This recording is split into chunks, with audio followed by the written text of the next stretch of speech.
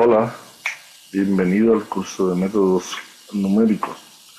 En el día de hoy abordaremos el método de disección y le proponemos un problema que conduce a resolver una ecuación no lineal.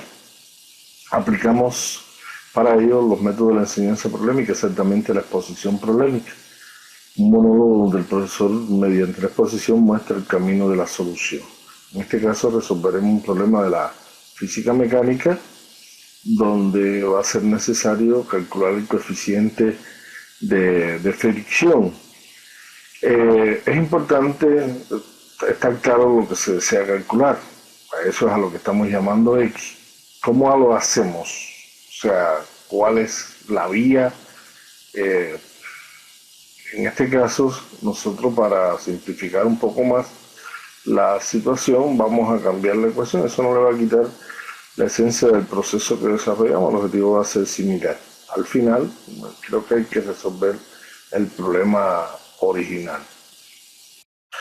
Pero ahora la idea es resolver la ecuación x al cubo más 4x al cuadrado menos 10, para la cual no existe un método conocido.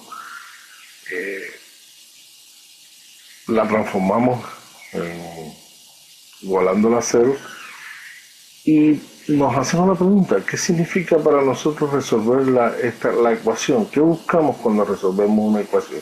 ¿Qué relación guarda este proceso con el proceso de esbozar el gráfico de la función?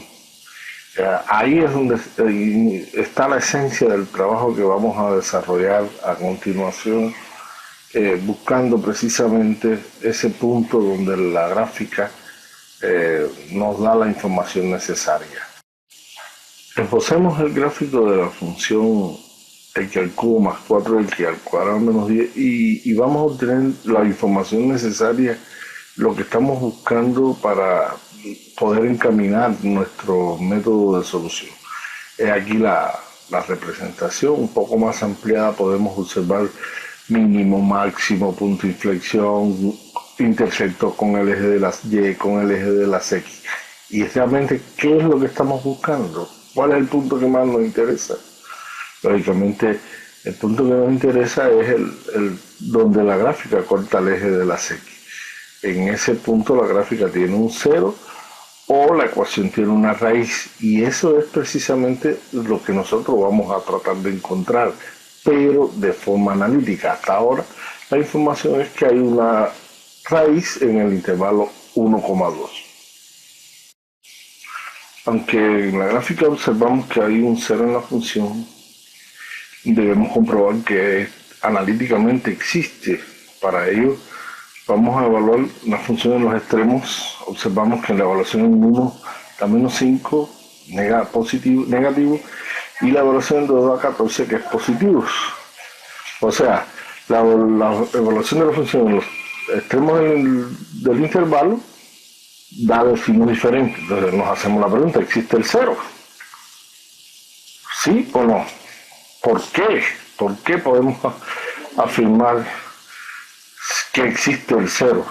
¿Qué teorema es el que nos justifica este planteamiento? Como vimos en las preliminares matemáticas, el teorema de los valores intermedios es precisamente el teorema que nos justifica la existencia de un cero en ese intervalo.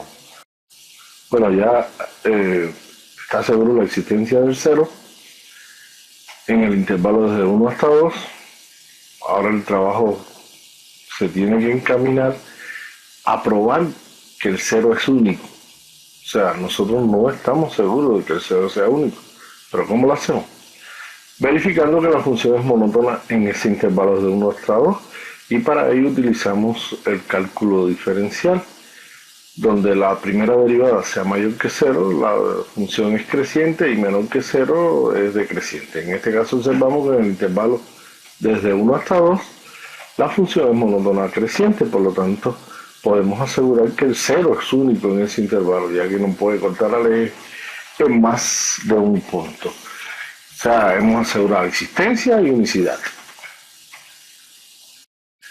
Podemos pasar entonces a los métodos para encontrar el cero. Hay métodos de división del intervalo o cerrado y métodos iterativos o abiertos.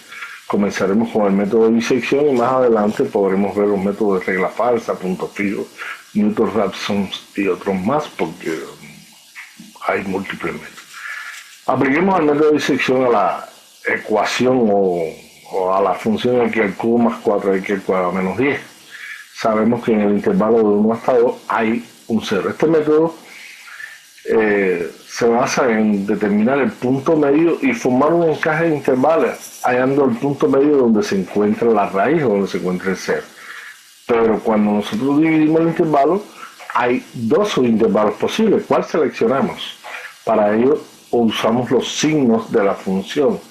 Como los signos de la función tienen que ser diferentes en los extremos del intervalo, entonces en este caso el intervalo donde está la raíz es desde 1 hasta 1.5.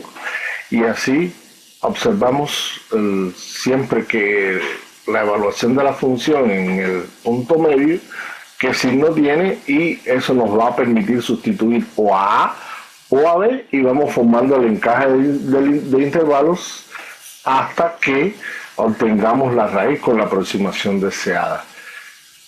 En este caso la aproximación, el error con que estamos trabajando es 10 a la menos 2. Llegamos a 10 a la menos 2 y entonces podemos asegurar que la raíz es 1,36. Eso aplicando el método de disección, que como han podido observar no es un método complicado.